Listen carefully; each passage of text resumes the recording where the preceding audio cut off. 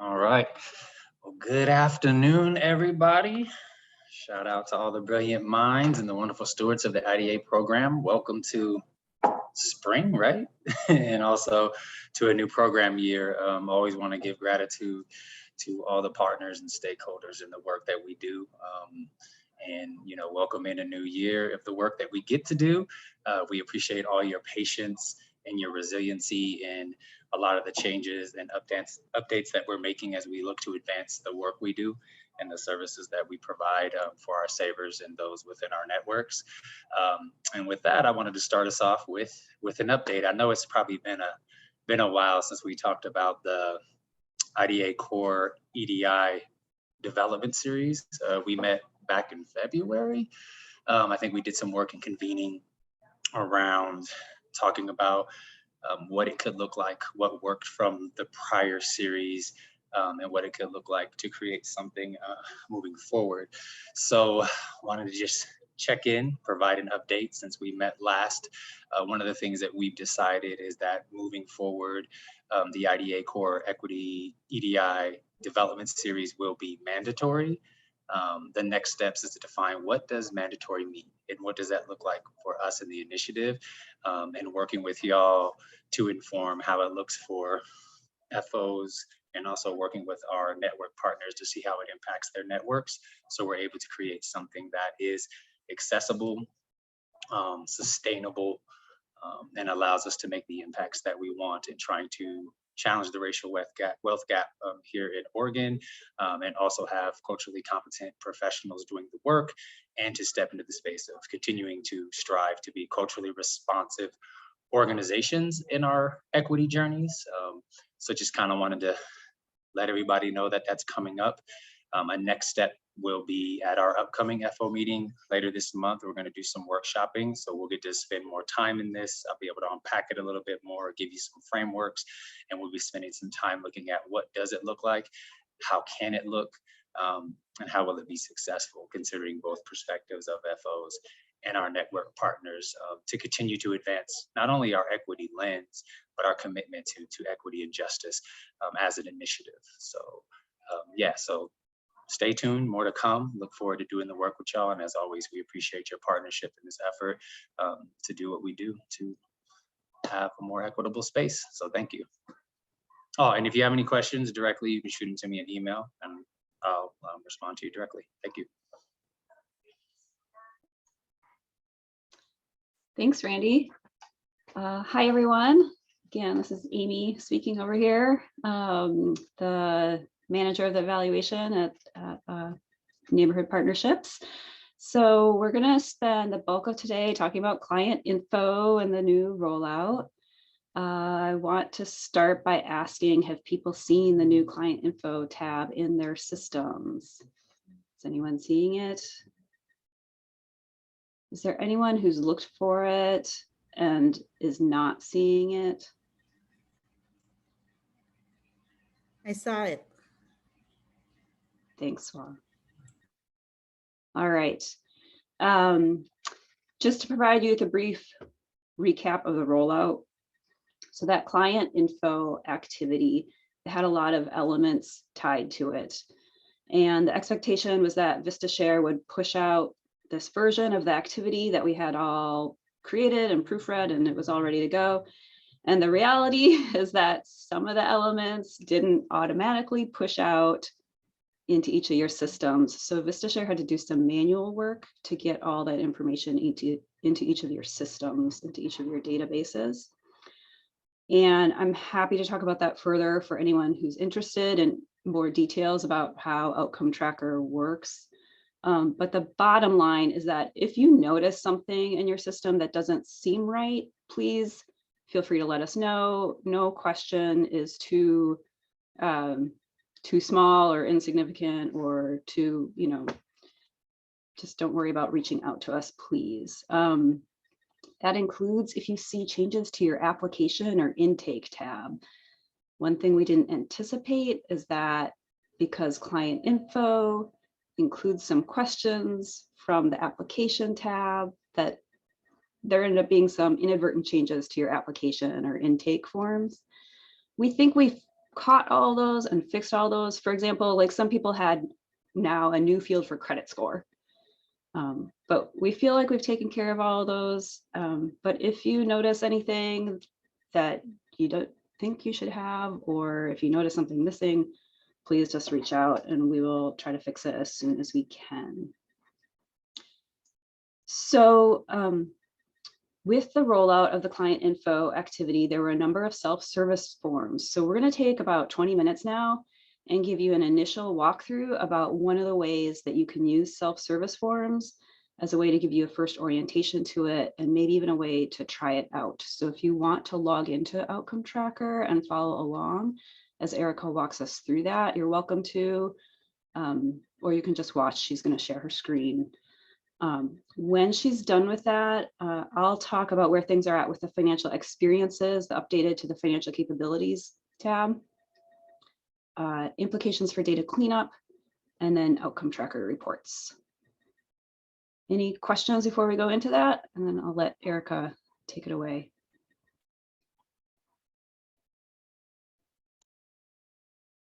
All right, so I'm gonna, as Amy said, just kind of give a brief introductory walkthrough of how to use the self-service forms, how to set up a test client. Some of you might know how to do that already. I'm sure many of you do.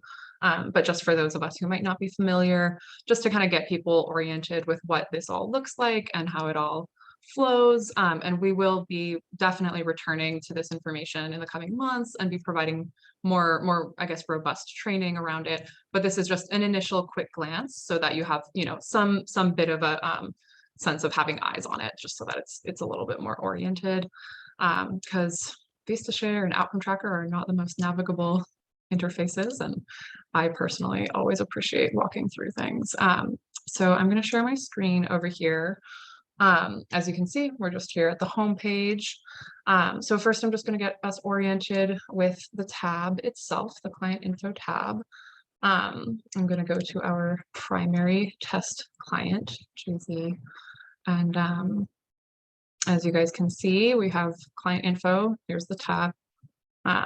You're probably all familiar with this by this point, but just to kind of ground us, here's the date. It should autofill on the day that you look at it. This is, you know, yesterday, so autofilled yesterday. Here's the language section where you can put everything in. We have race and ethnicity, of course, functional difficulties, which are essentially disability, gender, other lived experiences, etc. So you're probably all familiar with this, but just to get a sense of what this all looks like now that it's in Outcome Tracker. And so first I'm going to walk through how to create a test client, which is a helpful thing to do when you're sending out self-service forms, just to kind of get a sense of how that will look for clients on their end. So to create a test client, you want to be here under people and organizations, and then you go over here to tasks, and that's where you're going to see this button, add new person. Go ahead and click add new person, and then you'll want to put in the name. So we're just gonna make a test account for myself, essentially. Erica test, Marinowski test. And then under here, you'll see roles, and that's where you're going to select the client IDA role. And you're going to click this little plus sign here. That'll bring the client IDA over to this side, and then you click add. So then this will take us, as we can see, there's actually a similar name. So if there's any similar test names, you just click add new. It wants to confirm that you're not accidentally making two accounts for the same person. Zoom out a little bit. And then you click add. And this will take us to the client's interface here. So as you can see, the name is Erica test, Marinowski test. We'll go to the intake form. And this is where you can input the email. And this email is where those self-service forms will be sent to. So I'm just going to put in my neighborhood partnerships email. You can also do, you know, your personal email if you want to test it out in Gmail or something like that, but you should be fine with just your work email. Marinowski at neighborhoodpartnerships.org, and then we click save. And so now under people and organizations, you'll have this new account, Erica test, Marinowski test, and that'll be somewhere where you can just play around with things and check functionality and whatnot. So now that we have this new test client, and again, just to give a quick little walkthrough, to do that, you go to tasks, add new person, put in the name here, and for the role, you select client IDA, and then add. So that's the basic walkthrough, and then just make sure to go in and add the email on intake. So now that we have this test client made, we're going to go to activities, up here, activities, and then scroll down a bit, you see all the different activities, and we're going to select client info. And then here we are in the client info activity, and we're going to actually go over here to forms, which is where you're going to see a few different things. Oh, yeah. Oh, it looks like we have a question. Yeah. Rebecca, feel free to jump in. Thank you. So in regards to the client IDA role, I don't know if universally everybody's looks different, but the role we used to select was client.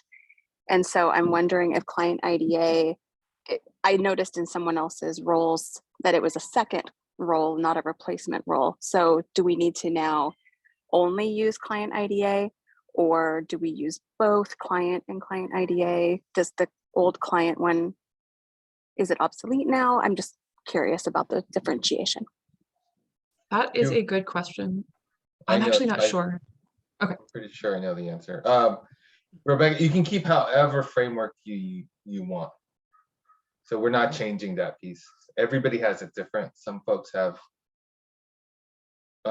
like a client applicant or IDA applicant, and that's how they are sent the self-service form. So it doesn't have to be the way it is now that you're seeing. Okay, so selecting client IDA specifically doesn't like activate the client info tab or anything?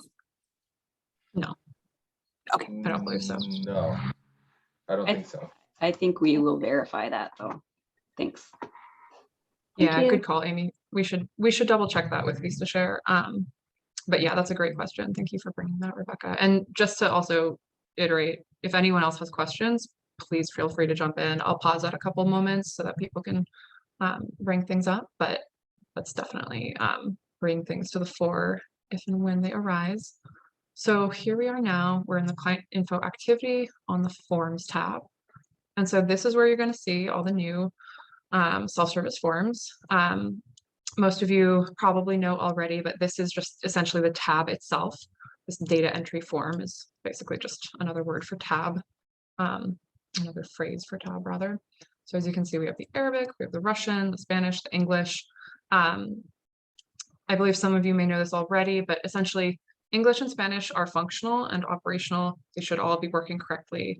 Russian and Arabic have the bones in place, but there's a few pieces of the translations that were not carried over when VistaShare rolled things out. So those are still in process, and we will let you guys know once they're ready and functional for use with complete translations of every bit. But for now, the only ones that are 100% complete should be the English and the Spanish. So, so you're going to see here all the different forms.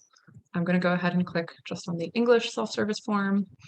And then this page here, enrollments, this tab, enrollments, is where you're going to see every account that has been enrolled in this self-service form.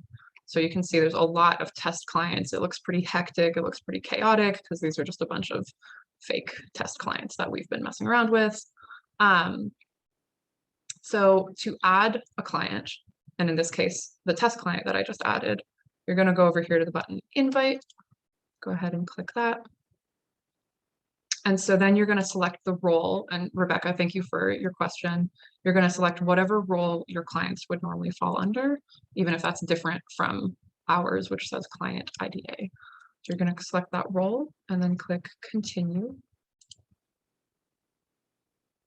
And then we're going to get a list of names here. You can also search by name. There should be a few different iterations of Maranowski. The one that you guys saw me just go ahead and make was the Erica test, Maranowski test. So we're going to click this plus sign, and that will carry it over here. And then we're going to go down here and click invite. And so now this just appeared here on the list. And as you can see, there's no enrollments yet. And then, yeah, essentially what's going to happen with this is that an email will be sent out to the email address that I put in for that account. It just hit my inbox, so I'm going to carry this over for you guys to see. Let me zoom in a little bit. Okay, so here's the email that just hit my inbox. It says, hello, Erica Test, Marinowski Test. Gives you all this information. And so here's the link that's going to take you to the client info survey. So you go ahead and click that link. And this is exactly what clients themselves would be seeing.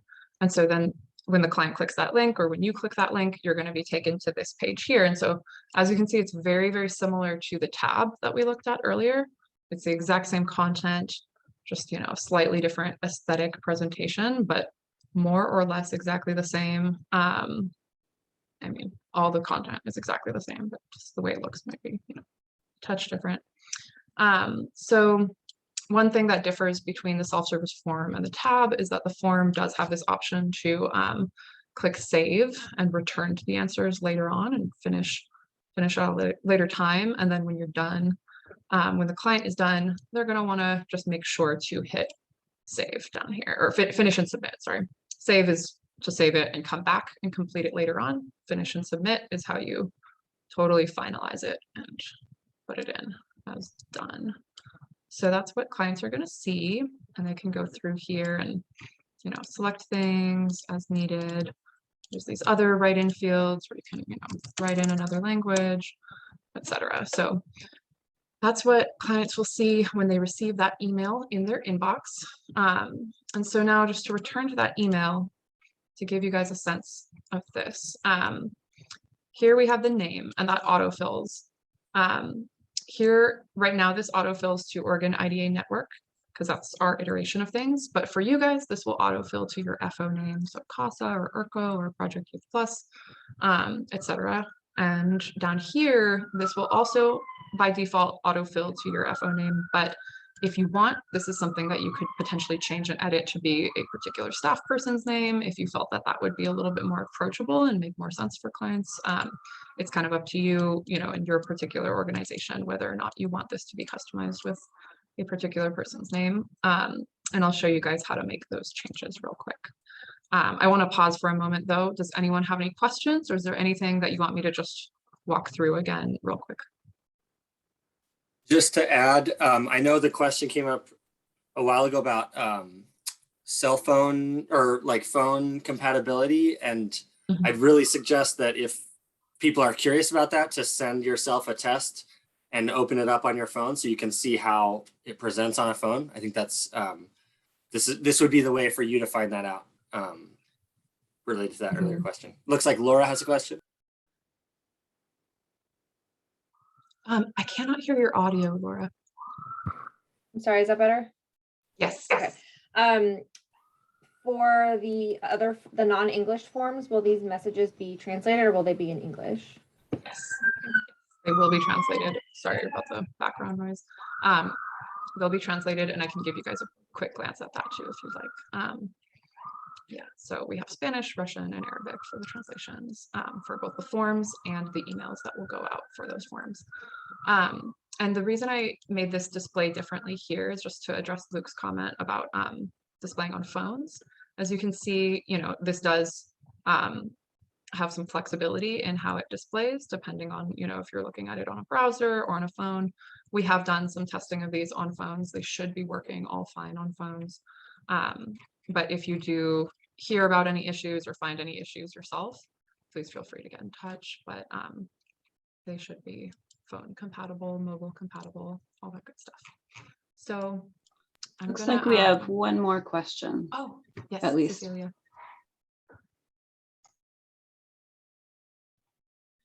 Okay, my question is probably pretty dumb, but I'm gonna ask it anyway.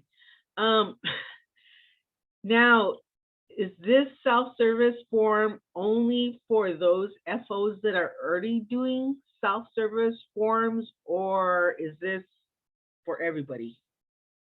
No, that's a great question. It's for everybody. But if you haven't done them before, it might be kind of disorienting because, you know, it's like, where is this located? We've never had it set up. So that's kind of why we're giving you this little teaser information just to kind of get grounded and oriented in it since it is new for some folks. But everyone should have this in Outcome Tracker. So we'll, in the coming months, you know, we're not anticipating that anybody's going to be using this today or tomorrow or next week, but, you know, in the coming months, as folks maybe get interested in starting to involve this in your process, then, you know, we'll be providing more information on how to do that, and we can do more specific training and provide more clear information. But today we want to just get people kind of oriented with things just so that it's not totally brand new. But okay, so here's the form that we were just at. I'm going to head back over to show you guys how to edit those messages, and then to follow up with Laura, I'll show the translations as well. So again, this is that page with the enrollments, and this is where we just added in the test client that I just made and sent out that email to. So this is that enrollments page, and again, to add someone, you click invite, you click the correct role, click continue, and then you can select the name here and click invite. So just to repeat that real quick. So to edit the emails, you're going to go to messages. I wish that the tab was called emails, but it's actually called messages. So again, Outcome Tracker, not the most ergonomic, but click on messages. And here you'll see the 3 emails that exist. There's an invitation email, a reminder email, and a completion email. You'll see the from addresses, the email subject lines over here, and then sent to enrollee and sent to provider. That indicates who receives the email when it goes out. So the invitation, the reminder, the completion, all 3 of those go to the client. The only one that automatically is set to also go to the provider is the confirmation, the completion, you know, the one that signifies that it's all done. So if you want to edit these emails in any way, zoom out a little bit. Let me know if that's too small for folks. I just want to show the whole screen at once if possible. When you click on the message, you'll be able to see, you know, up here, you can also send to provider if you want. You can check this box, it'll send to provider. If you want to send it to another specific email address, you can check that box and then type in that email address here. For the most part, for the invitation and the reminder, you probably won't be looking to use those features, but they exist. The from address here, this is something that we want to follow up actually with VistaShare on. I was toying around with this earlier. We originally had it as just IDA. I changed it to Derek's email. I had it as my email at one point. But what I want to point out to you guys is that as you can see, this is what appears, at least within Outlook, Microsoft Outlook. This is how it shows up, and that's going to be a little bit disorienting for clients, you know, unless they click through and see, you know, the particular FO name or whatnot. I found that in Gmail, it does in fact show this particular email address in one sort of hidden portion. But we're going to follow up with VistaShare and see if there's any way that we can get that from address, which, you know, you'll have customized to your desired email address, if we can get that to show up here so that it's a little bit more familiar, hopefully, for clients when they get this kind of stuff in their inbox, and maybe a little bit less likely to go into a spam folder or something like that. But so you're going to want to edit this email so that it comes from an email you want it to come from. The subject line, you can just leave as is. You could theoretically customize it if you want, but this should be sufficient. And so down here is the email body itself. So I'm going to zoom in a little bit again. So there's these little bracketed fields, these sort of tags here. Those are going to autofill various pieces of the email. So for the client name, we have it set to first name and last name. If you wanted to change yours to, you know, just be last or just be first name, that's fine. You could make that change. I'd suggest keeping the agency name the same here. You definitely don't want to change this URL tag because that's what's going to link to the self-service form itself. That's what's going to bring you right here. So you want to leave that URL the same. And then down here for the email sign off, if you want to, you could change this to a staff person's name. You could, you know, do it as, you know, whoever you want it to be, etc. You could put, you know, job title, whatever you want. Or you can just leave it as, you know, agency name if that feels simpler or it works better for your particular organization.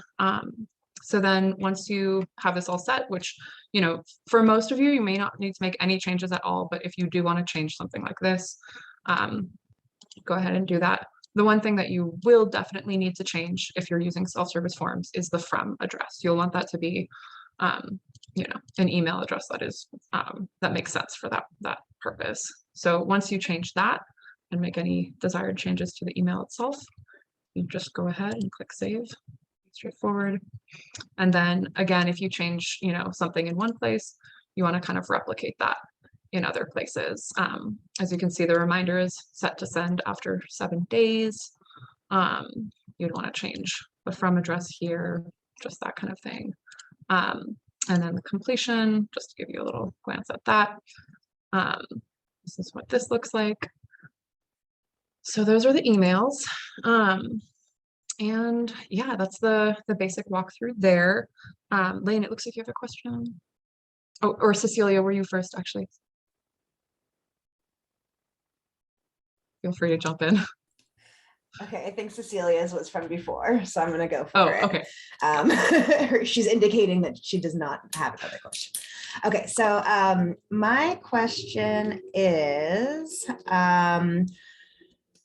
okay, looking at that, this is actually a good way to ask it. Looking at the invitation message, so if you just Mhm. open that up, Mhm. you see how it says client info survey, and then one of those fields is the URL. Yes. Is there somewhere that I can find that URL easily? I think it's going to be specific to the client. I'm not sure. I'm actually not sure, but I suspect that that's maybe why it's like this. Because this up here is the URL that you would see. So Can I ask why, Lane? Why you need the URL? Because, and this is in our instance, and you know, I'm sure it's different for different people, but we like to post that link somewhere. Oh, That's gotcha. how we currently use it, is that we have that form posted. So like when I go to the form we currently use, I can just see the URL at the top of the page. Yeah. And it's not here. So I was just curious, like, is it just hidden here? Or like, is there not a URL in the same way? That's a question. Yeah, Mhm. I got an answer for you. So I learned this from you all, from Casa. So the form, so right now, so I learned this recently because of you all. There's a data entry form that's a self-service form. There's a third version of the form, is the one you want, which you all use, which is called, hold on. Okay, it's because it's not a self-service, it's the other thing. Yeah, it's I the remember this public too. access. Public form. access. Okay, perfect. Thank you. That totally answers my question. And now I remember that. Thank you. Yeah. Thank you, Lane. Yeah, that's a great question.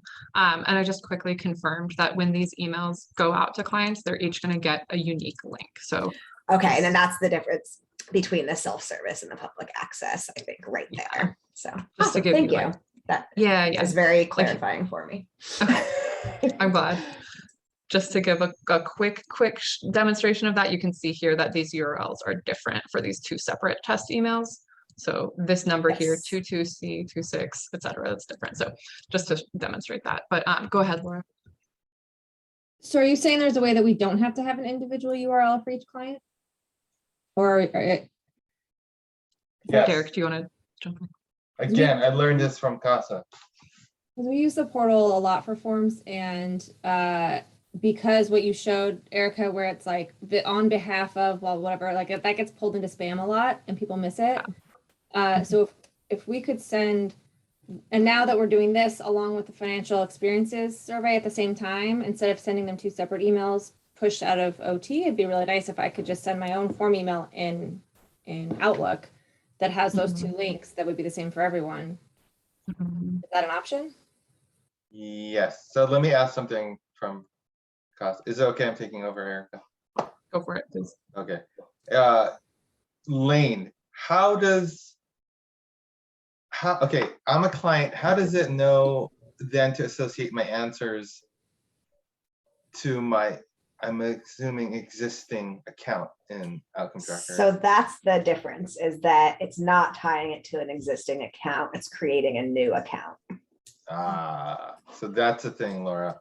Okay, never mind. we If didn't. you Yeah, so have- it doesn't tie back to the existing person. It's not specific to them. It's, yeah, you have to make a new profile. Okay, Because nothing can ever be easy. right.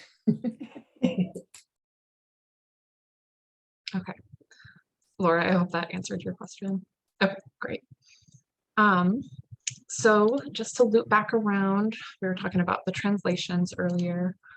Just want to make sure I give you guys a visual on that. So we're going to go back to the activity, which is going to show us all these different forms. Right now, we're just in the forms for English, the self-service forms. We're going to go back to activities, go down here to the client info activity, select that, and then go back down to forms right here. And so here we're going to be back at this list of all these different lovely forms. And then we're going to click on Spanish. I'm just going to open it up in a new tab.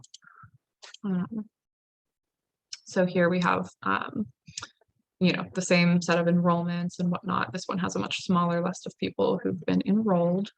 And we're going to go to messages. And then here you can see same exact messages, but as you can see, the subject line is translated and the body is translated. So it's going to be the same exact situation, same exact setup. These little brackets here are going to remain, you know, in English essentially, because that's sort of internal to VistaShare, agency name, URL, all that kind of stuff. But yeah, those emails, when they're sent out to clients, they're going to be translated as desired. And just to give you guys a little visual on Russian and Arabic, let's get these going as well. So, okay. So for the Russian, you can see here, got all that going on. And then the Arabic also. And there can be some issues with Arabic, but from what we've seen, it's displaying properly and correctly with the correct directionality and the correct alignment in both Microsoft Outlook as well as Gmail. But if you find that there's any issues, anything that's not readable, anything that doesn't make sense, please do feel free to let us know. But we've tried to do our due diligence and make sure that that's all operational and good. And if people want a quick look at the forms themselves translated, just to get like a quick visual, and then we can wrap up and have time for a few more questions. There's the Spanish form. As you can see, we got everything. You know, we have language here, race and ethnicity, disability, gender, other lived experiences. Save or finish and submit. And then of course we have those same things going on for Russian. Just to give people a quick look at the Russian here, we have language, race and ethnicity, disability, gender, other lived experiences. And then just to look at the Arabic really briefly. We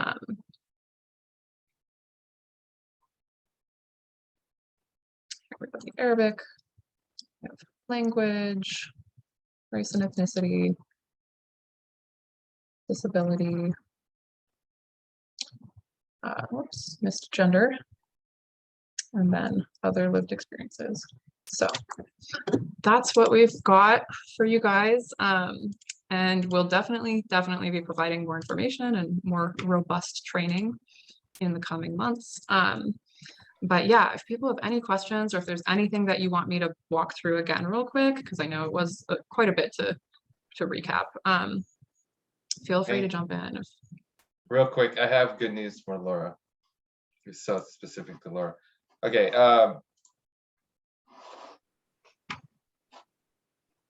So Lane was wrong. I don't get to say that a lot, so I'm gonna say it right now.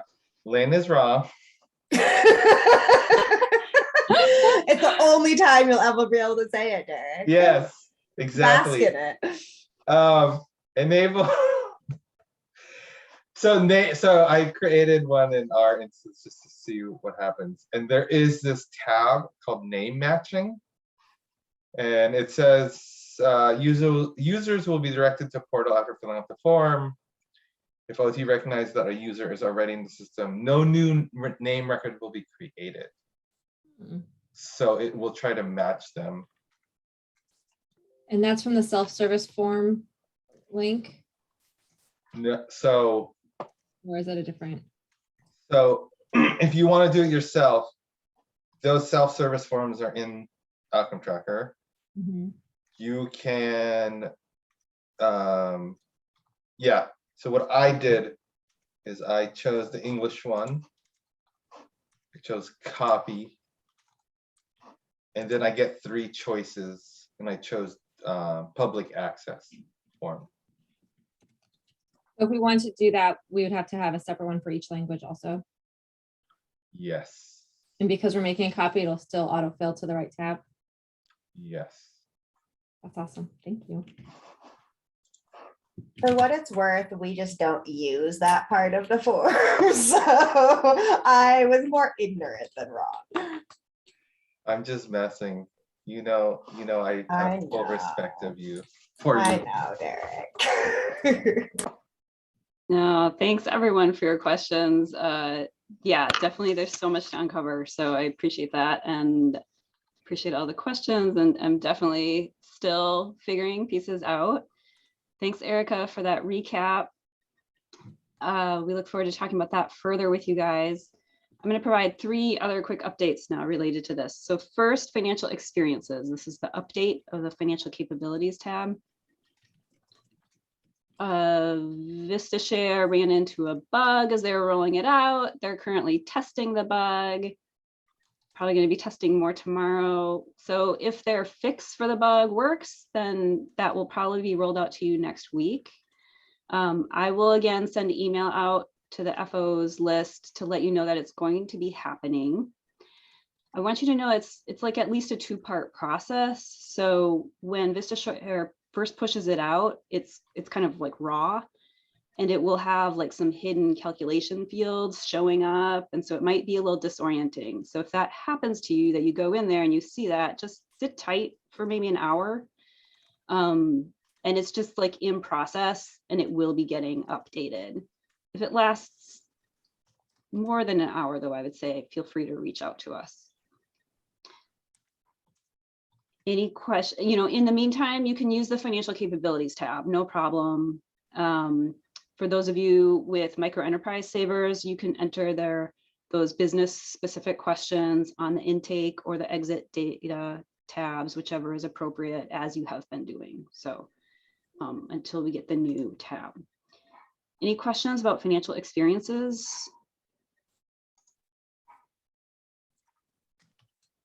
Okay. Then I want to talk about data cleanup briefly. So we're getting ready to, pretty soon you'll be doing your part 1 of the data cleanup, right? That will be due May 2nd. And that data cleanup that you'll be running the reports for is for the period of January 1st through March 31st, right? It's for that quarter. So just reiterating that for those clients, it's going to be the old questions, the old race, Hispanic ethnicity, language, disability questions that are on your application or intake tab. Those are the ones that we're going to be looking for completion. Then another quarter from now, for the data cleanup that's due in August 1st, you're going to have some clients that might have the old questions from the application and intake tab, or they might have their race completed in the client info tab, right? Kind of depends on which application they got and turned into you and when they got it turned into you. So there's going to be it's either in one place or the other. It does not have to be in both places. I want to make sure everyone's clear on that. So in preparation for that, we might make some edits to data cleanup part 1 report that you run. And if we do that, we'll talk about it in June or July as we get closer to you running that. And then I'm anticipating probably for the for the November data cleanup, that's when we'll just be expecting race, ethnicity. For those clients, we'll be expecting their demographic fields to be filled out in the client info tab, and that's where we'll be looking for them. Any questions about that? And I kind of lost my view of a lot of you, so you might have to unmute if you have a question. Okay, then the last thing I want to ask about is reports. Yeah, okay, so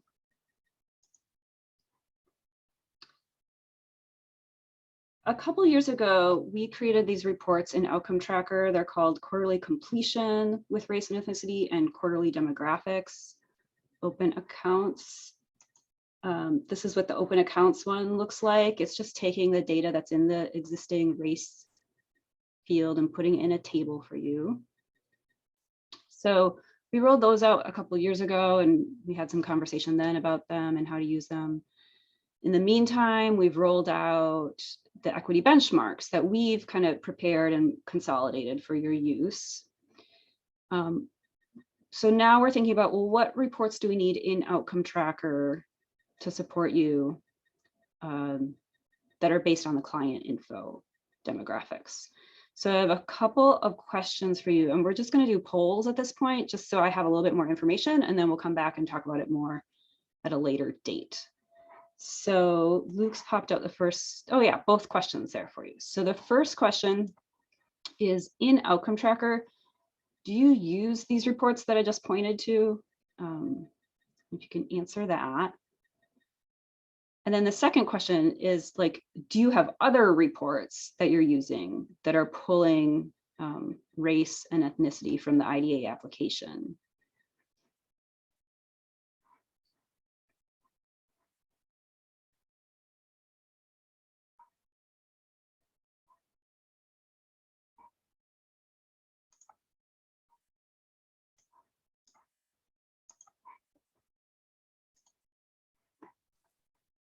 All right, 5 more seconds to answer if anybody hasn't answered.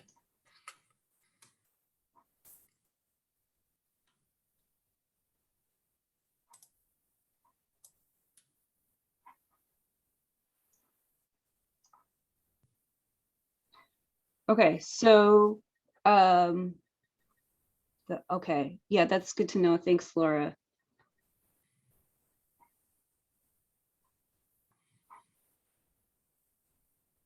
Do I have a couple more minutes, Luke, or do you want to provide? Yeah, go for it. Do you see the answers here?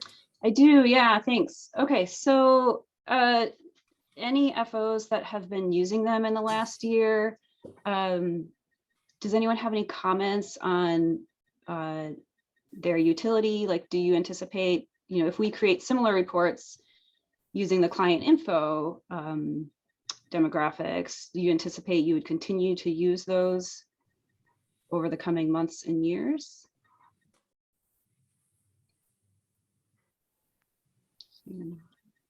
Hi, Amy. Yeah, hi, Rebecca.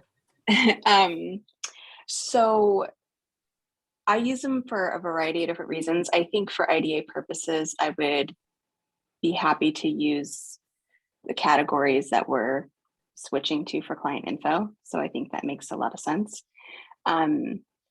We do have other types of things that we report to where they don't have those categories. And so it is nice to kind of look at them in a more, I guess, like familiar way that other types of reporting looks like. But I think we would adapt. So I still use them, and I kind of look forward to the other version too. So.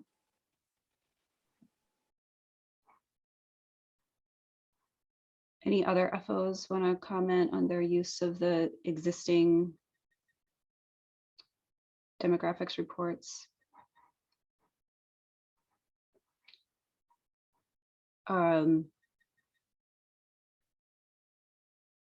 Okay.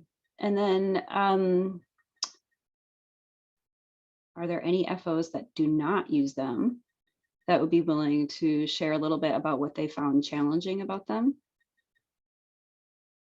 Or what they've been using instead, if anything, if they've had some other thing that they found more useful?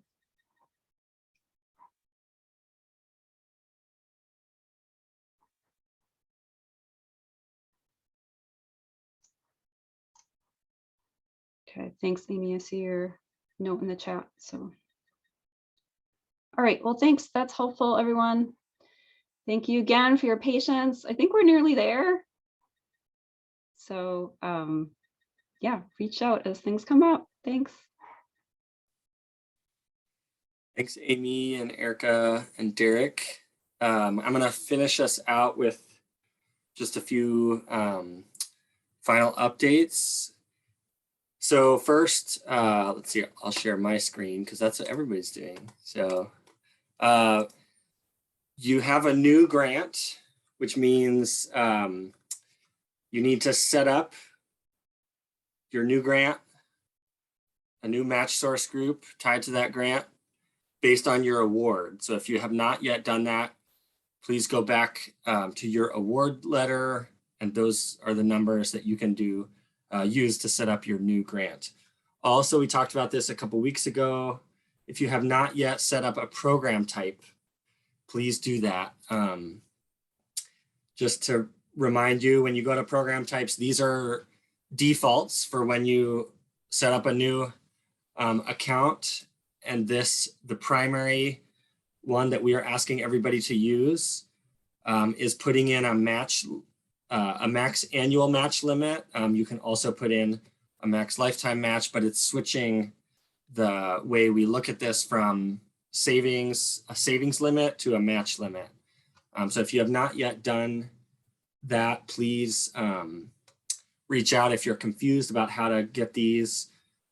We think renaming the old ones to indicate, think about the staff person coming after you, making it really clear for other staff to understand what to use and what's kind of the most up-to-date primary match type to use.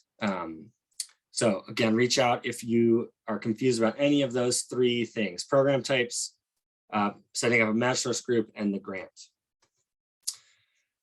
Additionally, I think most of you have noticed that I sent out an update on the work plans, and we're asking to meet with everybody. So in a way to combine a little bit the transition from reporting on last year's work plan and creating a new one, we want like sort of a touch point check-in so that we don't just run straight into the new one without sort of pausing and thinking about the last year's report. So everybody's going to have a meeting with Randy and I. Again, the purpose is to report on your fourth quarter. We'll take notes. You'll get those notes and you can submit them. If you need a supervisor to look at them before you submit them, you can share it as well, but it gives us a chance to kind of check in and then also talk about what are your ideas for your next work plan goals. What do you have in mind for your program? So those are meetings scheduled over the next couple of weeks. Look forward to connecting with each of you. Also, the FO meeting in 2 weeks, Randy referenced, we are going to have a section to talk about equity training and really to bring input from you all on what should that look like to sort of push us forward in our equity training plan and identify kind of areas that we should be considering and other thoughts that you have to bring. The other major thing we're going to do at that FO meeting as of now is our plan is to spend a large part of the morning giving about 10 minutes to each FO to talk about your program in light of sort of the development of new work plan goals, reflect on what were some successes from last program year, what are your thoughts for goals that you have to bring to your program this next year, what are your equity goals? Everybody's required to put in an equity goal. What are your thoughts on that? It's really so that we understand, we get to hear everybody's goals and successes, but you all don't get to share those with each other. And also you don't get to learn from each other as you're developing next year's work plan about what is it that other FOs are doing in their work plan. So it's really a chance to reflect on last year, talk about this next year. It's also a chance to bring in our new FOs to help them learn about the other FOs around the state and what they're doing, how their programs are running, what they're prioritizing this next year. So we will send out the prompt questions, but again, it's going to be about 10 minutes per each FO, which will last a good part of the morning, just to share about your program and some goals for this next year and reflections on the last year. So we will give you time to think about those ahead of time, but be thinking goals generally for this next year. Where's your program hoping to go? Rebecca, you have a question. Okay, I'm just trying to figure out how to unmute.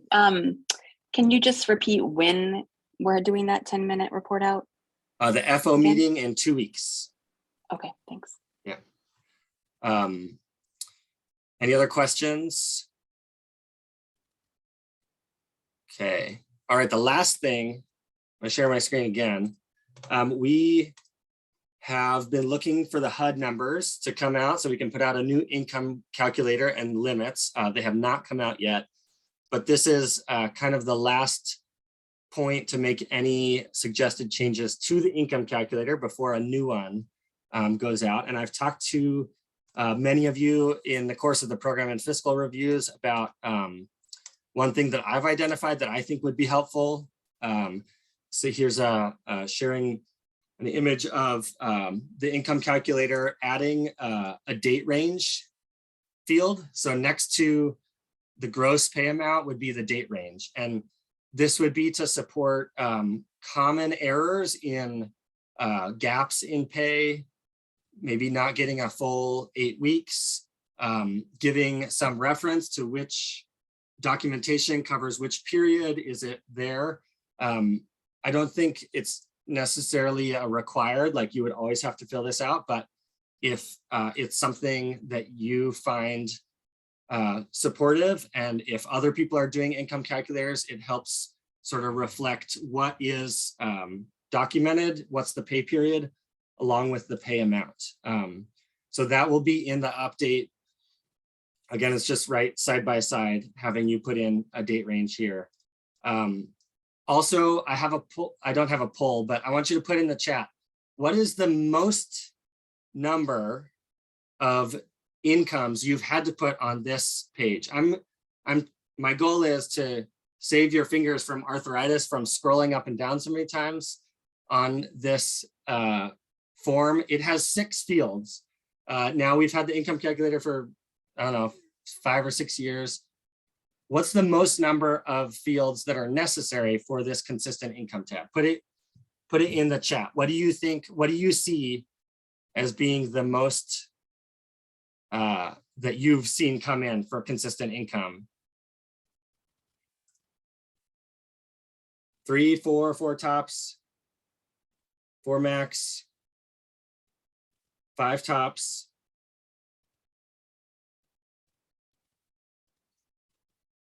Okay, I think there's 6 currently, so I'm gonna go down to 5 because that was the top answer. I don't want to leave out, space if it's needed, but I'd like to make this a little shorter so that you can get down to the total more quickly. And if you have any other suggestions for the income calculator, again, as soon as we get the numbers, we'll plug them in and we'll publish a new one. So now's your chance to send them to me. If you even want to stay on after this meeting and give me feedback on this date range, about how it's formatted, or if I should use a different color, or whatever feedback you have, now is your chance. But I'm going to let everybody else go because that was my the end of my updates. You have a few minutes to go enjoy the sunshine, and we'll see you in 2 weeks. Luke, can I just ask a quick question? While Sure. everybody jumps off about the date range thing. Yeah. You said, or I think I heard you say, you wouldn't always have to use it. Like, when would be seems like if it's there, it's a field that we're supposed to fill out, we'd use it. When would you say we don't have to use it? I guess I'm confused about that. I mean, I would say that it's there to be supportive. If it's,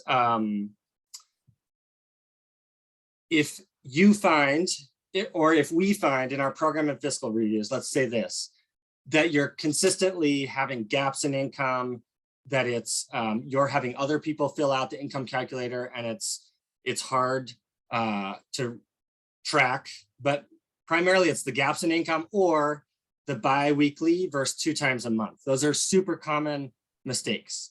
And so if that is a mistake that happens, we would probably say you should fill out the date range every time, because the date range is supportive of the distinction between 2 times a month or bi-weekly, and it's also supportive of not having gaps. So those are the 2 issues that it's solving for. And I would say if you find that that is commonly happening, or if we find that, we would say you should probably start using the date range.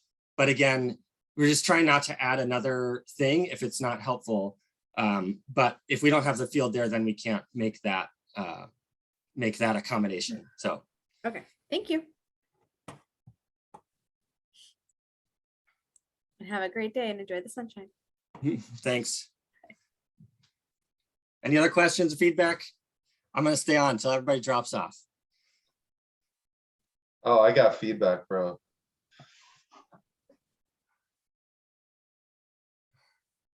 Bye, I Cam. could really,